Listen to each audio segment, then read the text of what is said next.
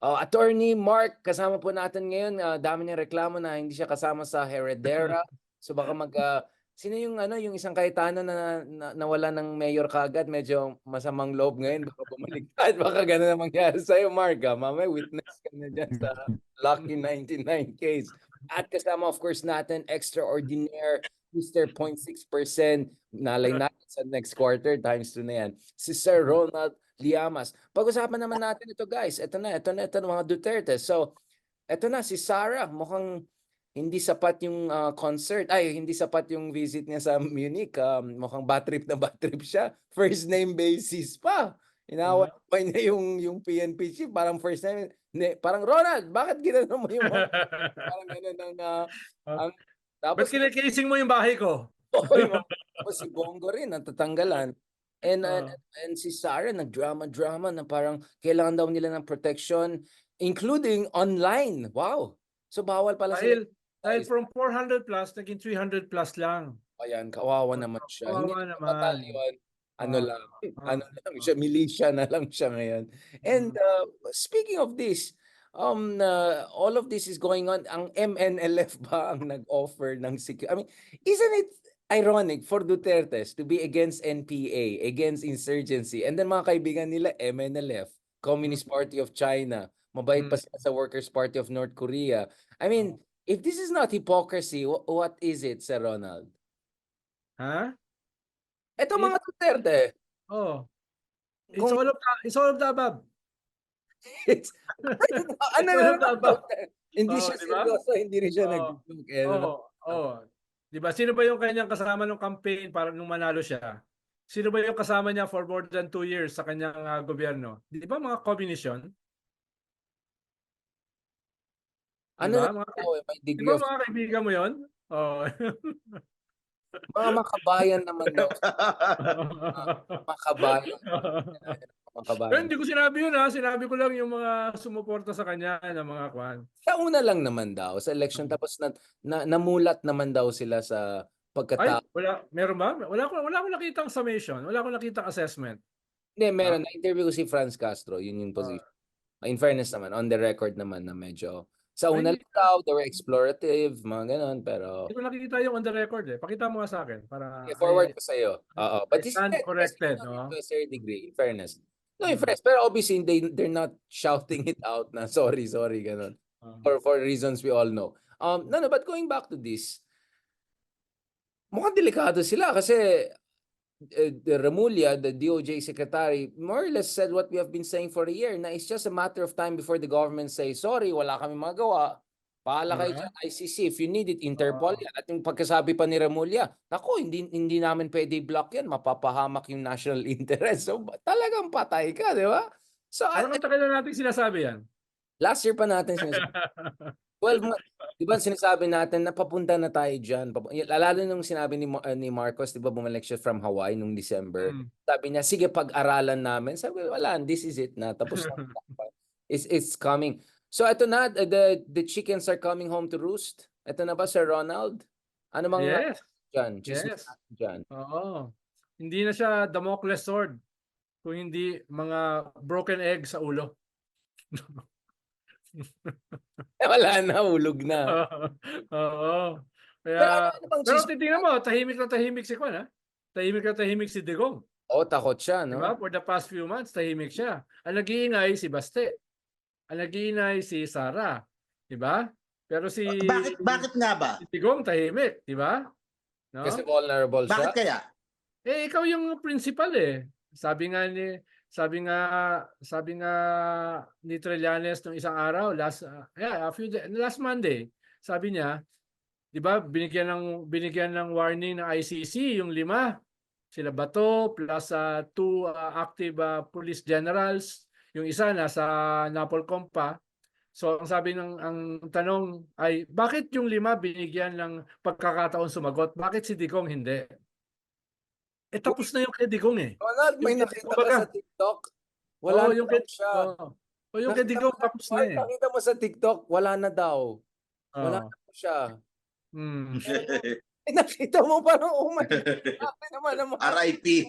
Nawala lang siya 2 weeks na magsalita, wala na siya. Oo. Oo. Sana meron silang blue notice. Yung Tama ba? yung blue Oo. notice, ibig Pwede sabihin ka na umalis, pero hindi ka na babalik. pag lumabas sila ng bansa, i-hold sila sa mga Immigration. countries na member ng Interpol. Pero hindi Pwede naman sila sila lumabas, walang huhulihin. problema. No, Wala. i-hold sila until an ICC delegation pupunta ron para tanungin sila. So it's not yung red notice, yun yung doon sa nakatira doon sa bahay ni Harry Roque. Yung nakatira doon sa bahay na may-ari ay isang company na miyembro si Harry Roque. No, yun ang red notice, yung nakuha ron. Ibig sabihin ng red notice, huhulihin ka talaga. Talagang Ibig sabihin wanted ka talaga, kibuloy no? ka, kibuloy. Oo, yung blue notice, i-hold ka lang until dumating yung ICC para ikaw ay i-interview, interrogate, etc. Ang problema, kung isang taong hindi dumating yung ICC, dun sa airport na ikaw, Ando ka lang. parang pelikulang The Terminal.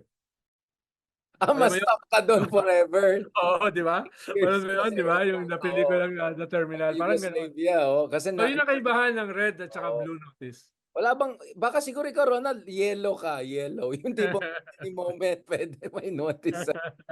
Ikaw, Mark, can you believe it? Ito na talaga, we're getting there. Ano sa tingin mo, Mark, magkakaroon ng Mexican standoff sa Davao? Na talagang maghuling MNLF style na Nurmis. Di ba parang Ronald yung Nurmis Suarez style na hindi kami bibitaw, yung mga ganon? Sa tingin mo, maabot tayo dyan? Ang problema Sino sa baka MNLF, magtatagulang? ang problema sa MNLF, ang daming factions niyan. So, Magulo yan. ano bang faction yung susupport kay Digong, 'di ba? Ano bang faction yung magbo-volunteer i-secure si Sara? No? Dahil ang daming factions yan eh. Ang MLF, seryoso 'yon. No, yan. Gusto mo Abu Sayyaf? Medyo scraping the bottom na sila.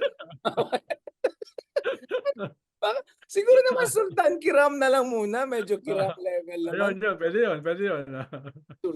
Abu Sayyaf, grabe naman sila. No? Ganun ba sila katumawa? Maute. Gusto mo maute? Kasi aside from the Kibuloy, may basement sila na pwede i-share kay Kibuloy. Ano bang balita mo kay Kibuloy? Di ba galit na galit nga si Kwan? Galit na galit yung rally doon sa harap ng Kingdom God. Dahil bakit daw may checkpoint? Bakit daw may checkpoint? Si Digong ang nagsabi mismo eh.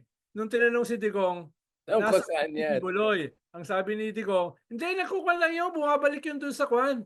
Doon sa kanyang tawag dyan, sa kanyang simbahan at saka sa kanyang bahay. Glory Mountain. Si Digong na mismo nagsabi. Kaya may checkpoint. Sabi kasi ng mga followers ni Kibuloy, bakit nandito yung mga checkpoint? Wala naman dito yung hinahunting nyo. Pero Sir Ronald, ano bang alam natin dun sa muscle nila? Wala na yung death squad nila, yung mga bata nila, yung militia nila. Ma-disband na ba yung mga yun? Hindi, yung mga death squad kasi na yan, mas malakas yan, mas matapang kung merong proteksyon galing sa mga legitimate authority like police. Ngayon, kung wala na yan, kakabahan na yan. Kakabahan na yan. Kaya nung sinabi ni Baste na pinagmumura yung police director sa Davao at sasampalin daw niya. Anong sabi ng police director? No? I'm a professional Patay tayo dyan. officer. Alam ko yung kaibahan doon sa nananakot lang at yung ginagawa yung kanyang sinasabi. Ganon ang sabi niya. No? Wow. Yun ang sabi niya, nilagay niya sa lugar sa Baste. No? Grabe, no? Oo. Aside from doon sa ICC, yung mga bagong kaso din na isinampa. Diba? Ayun pa.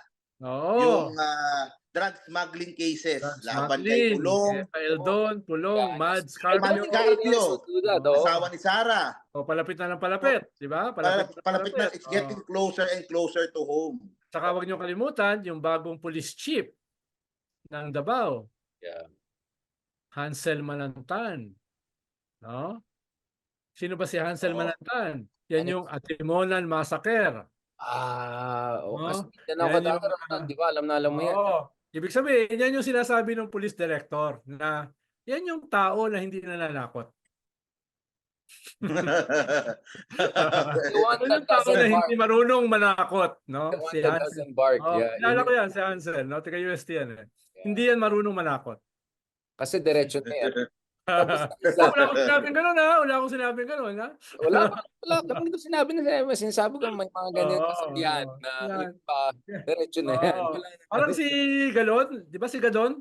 Sigaw na sigaw, papapatay kita! Ipapapatay kita! Wala pala. Ipapapatay kita! Di ba? Oh, di ba? Barking dog. Oo, sabi nung isang dating police general, sabi niya sa akin, nakasama ko si Gadon eh.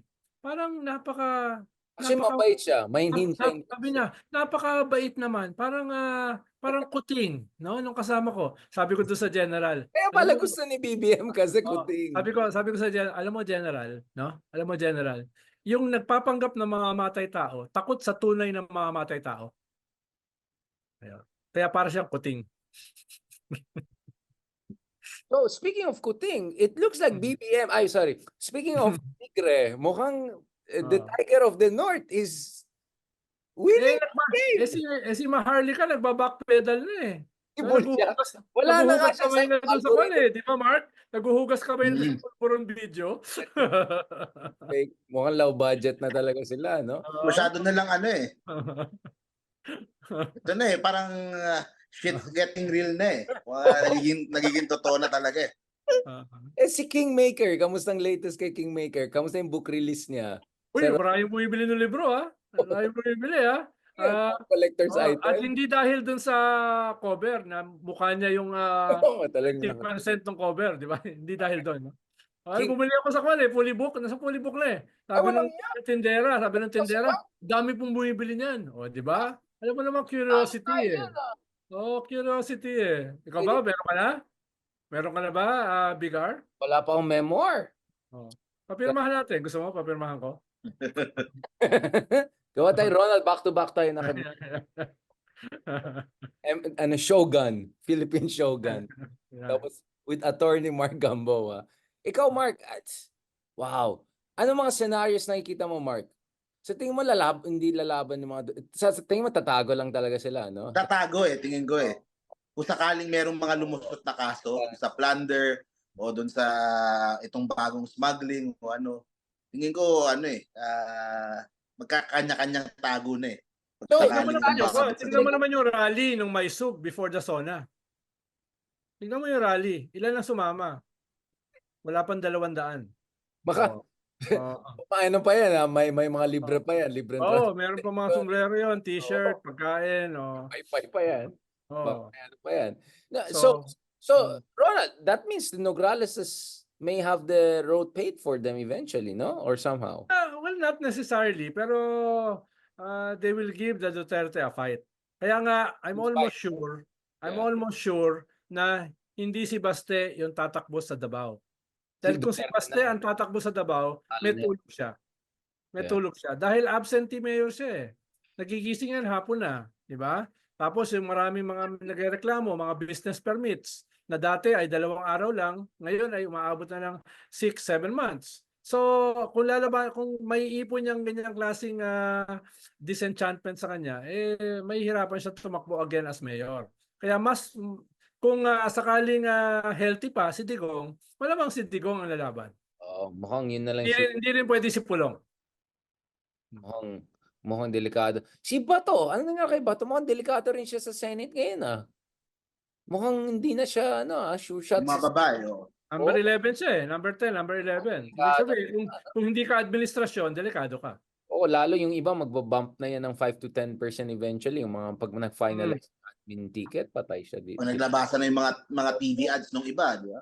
Delikado. Kasi sumablay talaga yung, ano ba ang latest kay Agent Jonathan Morales? Wala na. Naglaho na. Wala na talaga. Wow. The Buljak era is over. So doon naman tayo sa hopeful last episode natin. Pag-usapan naman natin. Rizal Tiveros, opposition, akbayan. Para naman maulit natin ang konting episode mo kanina kay Christian Esguerra, Ronald. Baguhin natin ang Parang may sama na loob Hindi parang. Talagang may masamang loob talaga ako. Kasi clear, hindi siya power. Rafaela, pwede ba ikaw mag-guest dito, Rafaela? Okay, next episode na tayo. Oops, nasaan ka na? Mark, umalis. Mark, saan ka na? Umalis ka na, Mark. Ito na. O yun, it's time, your time to shine. Ano ba? Ayan. Dapat tayo pupunta. Yan. Yan na. Yan. Maglalabas na ako ng sama ng loob ko. Ito na yung Supra. Intro mo muna. Supra edition natin. Okay guys, grabe yung nangyari. Talagang pinagalitan ni Sherwin Gatchalian si yung paboritong, sabi ko okay lang. Ay, hindi ko sa mapahamak ako eh. Okay lang ex-human rights, wag lang ex Anyway, wag. Ako naman ang mapahamak ngayon. No. Di ba may Marvel ba yan o DC, yung X-Men? Mark, bakit nagwawala pero grabe naman yung ginawa niya, kinakat-cut niya si Risa. Tapos yung pinagalitan siya ni Sherwin Gatchalian, kay Sherwin pa siya nag-sorry. Parang, wait, bakit kay Sherwin ka nag-sorry dahil lalaki yung parang, okay. Pero Mark, bakit Tapos may video pa siya after eh. Conti-virus na naman yung inaano. Talagang may pagka-disrespectful talaga si tatay. Pastusan talaga. Basta okay lang ex-human rights, wag lang ex. Like, Hindi, nung college kasi ako, nung nasa Arts and Letters, meron ako professor galit na galit sa lahat ng magaganda sa klase. Bakit? Ha? Galit na galit siya sa lahat ng magaganda. Ronald, I don't know where this conversation is going. Pero ako, kahit hindi pumapasok, no? Ay, ibig sabihin, tumatayo sa ako, highest ang grade ko. Ikaw palang Supra. Kaya, parang nakakuha ko lang yun. Nakarelate lang ako dun sa nangyari. Mahirap talaga maging pogi, no, Mark? You attract the wrong attention. Pero ito, masama pa rin loob ko, Richard eh. Kahit ilang araw na nakalipas mula nung hearing. Kasi ito, yung kumpanya na may-ari sa kumpanya na may-ari doon sa bahay sa Baguio. Alam mo, sa atin tatlo, ikaw lang nakagets doon sa sinabi niya sa Pogo. Ano ba talaga? Ano siya, abogado? Yung kumpanya na may-ari sa kumpanya na may-ari doon sa bahay. Okay? Itong kumpanyang to, May chart pala. kasama sa mga incorporators, kasama doon sa papeles, yung si Supranational, si AR. Kasama siya doon, tapos ako hindi kasama. Ikaw wala. Siya ang heredera, hindi. Kaya masama loob ko. Ano yun actually yung pangalan nun? Biancham. Biancham yung pangalan nun. Which is combined din nung anak niya, dalawang anak niya. Sinasabi ko nga, dapat ang pangalan nun, Bianca Mark. Kasama ako dapat. Hindi ako sinama, kaya masama loob ko. Lipat. Dapat may interest din ako dun sa bahay na yun sa Benguet, pero hindi niya sinulat yung pangalan ko. O di nakasama sana ako sa hearing, di ba? Hindi ka kasama doon sa pelikula when Harry met Ari. Grabe.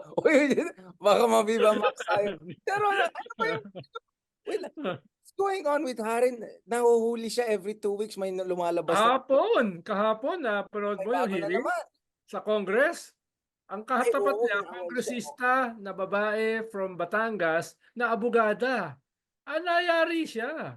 No, binasahan siya ng legalist. No? Paano sa Senate kasi, alam niya hindi mga abogado yung kaharap niya. Nag-squid tactics siya, nagle-layering siya. Nung nag-guest siya sa Ted Pailon, dun sa binanggit ni Altenco na siya ay nag-lobby para dun sa ano ba yun? Yung 99? Yung Lucky South 99. Lucky South 99. Ang sinasabi niya ay hindi naman siya abogado nung Lucky South, etc. So nag-layering na naman siya. At nag-guest siya sa Ted Pailon, inulit-ulit na yon. Dito, kahapon, ang nakatapat niya, mga abogado. Inisa-isa yung kanyang mga sinabi. At sinabi na mali yan, etc. Kaya hindi ako magugulat kung hindi lamang, sabi nga nung head ng PAOK, ay itong kanyang binabanggit ng mga companies ay may interlocking directorates. may interlocking beneficial owners. Hindi siya hiwalay, no? At sabi ng corporate lawyer nung isang araw kahapon, hindi naman pwedeng kasuhan yung company, pero pwedeng kasuhan yung miyembro ng company. At siya, inamin niya, miyembro siya ng company. So pwede siyang kasuhan. Ayun lang nga, nadamay pa pati yung kanyang asawa. Okay lang madamay si Mr. Supranational. Mukhang he deserves it naman eh. Pero hindi ko sigurado kung yung asawa niya ay madadamay na wala. Ba't naman madadamay? Nakitira lang ng libre sa dorm eh. Oo nga. Hindi, binigyan kasi ng stocks eh. Oo nga, At yung kaya kanyang pala. at yung kanyang mga dollar bank accounts nakita doon sa kwarto ni Mr. Supranational, di ba? Doon nakita eh, yung mga bank accounts niya eh. Hindi sinabi ng PAOK magkano. Sinabi lang ng PAOK, $2 bank accounts, no? Yung nakita, no? Kaya nga sabi nung isang abogado, kahit na pagpalagay mo na hindi mo naman pinressure si Altenco na sundin o pagbigyan yung company na hindi ikaw ang abogado. No, hindi ka ang abogado. Although napatunayan nila Risa na siya ngayong abogado. No, siya ngayong abogado. Pero kahit na that is conflict of interest dahil ikaw ay dating government official at meron kang latent influence na bawal sa code of conduct ng mga abogado, no? At clearly lobbying 'yan. Clearly lobbying yan na bawal, no? Kaya pwede kang kasuhan diyan ng disbarment, no? Disbarment. Kahit iba pang usapin yung sinasabi ng head ng PAOK na hindi ka na simpleng person of interest. Dahil nga inamin mo na kasama ka doon sa kumpanya na may interlocking directorate doon sa isang kumpanya na napatunayang ng kidnap ng 40 Chinese nationals as early as 2020. No? So, kanya no, yung mga kaso na yan, pwede siyang singilin dahil masyado siya madaldal. Masyado siya madaldal, binabaon niya yung sarili niya. Katulad kahapon, 2 beses niyang sinasabi, bahay ko. Yeah. 2 beses niyang nadulas. No? Yeah. Oo, 2 beses. Yan yung problema pag masyado ka madaldal. No? Kaya katulad kasi hindi katulad na Attorney Mark, no? Pinipilit sasabihin. Hindi papahuli ng buhay, di ba? Yun. Ark. Are the walls closing in? Anti-hari. Oo. Malapit na kaya may-hari yan? Dapat kasi Mark, in-advisean mo eh. In-advisean mo na huwag masyado madaldal. Inuuna niya yung Mr. Supranational niya kaysa sa akin eh. Oo nga Kaya eh. nagtatampo ko eh. Oo, wala kang, hindi ka man lang binigyan ng stocks.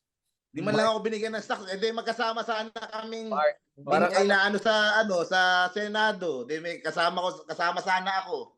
Pero anong ginagawa ng dollar accounts? Doon sa kwarto ng Supranational. Anong ginagawa nun doon? Ha? Ha? Meron ka bang idea? Keeping? Meron ka ba idea? No? Baka kasi tumaas ang dollar, gusto niya mag-diversify. No? Yan. Baka may financial literacy siya. Hindi, baka kasi, ito, sagutin na natin. Kasi, siya yung companion pag mag-abroad. Kaya dapat hawak niya yung mga dollars. Oo, pwedeng mag-withdraw ng dollars. Pwedeng mag-withdraw ng dollars. Kasi siya yung taga-turok. Diba? Taga-turok ng insulin. Oo. Dahil masyado siyang matamis, no, masyado siyang sweet. Kailangan siyang alalayan. Seriously, bakit parang ngayon nabubuking na siya back to back? Do you think there's a net being... Naalala ko lang kahapon, kausap ko si Walden. Sabi ko kay Walden, no, minsan ka lang bumanat, nakasuhan ka kagad ng libel. Ako araw-araw bumabalat, wala pa rin ako kaso ng libel. Kasi siguro, awain mo sila ng gusto, wag na lang. Not worth it. Baka pa-interview ng 10 program everyday. Kawawa naman si Walden, pabalik-balik ng Davao dahil sa isang libel case. Minsan lang siya bumanat, no? I think they wanted to make a sample out of me, except it's not working. Neither Walden is withdrawing nor I mean, grabe no, talagang bugbog na bugbog sarado mga Dutertes. Pag-usapan natin sa next episode, tinatanggalan. Pati si Bongo yata nawawalan na ng security portfolio security team. So, pag-usapan natin, is Harry Roque just a telltale of things to come for the ultimate Tawag diyan team nila tawag diyan karma. Ayan, pag-usapan natin yan. Thank you very much.